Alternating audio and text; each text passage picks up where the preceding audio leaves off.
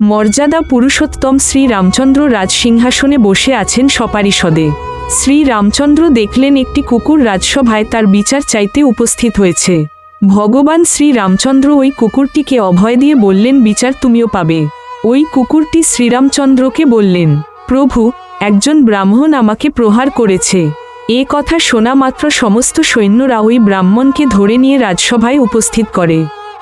ভগবান শ্রী রামচন্দ্র ওই ব্রাহ্মণকে কুকুরটিকে মারার কারণ জিজ্ঞেস করায় উত্তরে ব্রাহ্মণটি বলেন, প্রভু আমার একাদশীর প্রসাদ খেয়েছে।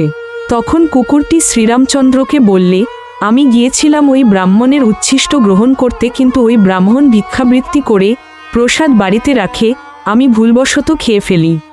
তখন ভগবান শ্রী রামচন্দ্র বললেন, যেহেতু ব্রাহ্মণ তোমাকে মেরেছে, তুমি প্রতিকার বলো। তখন ওই কুকুরটি বলে, প্রভু, ওই ব্রাহ্মণকে একটি মঠের হেড অফ ইনচার্জ বানিয়ে দিতে।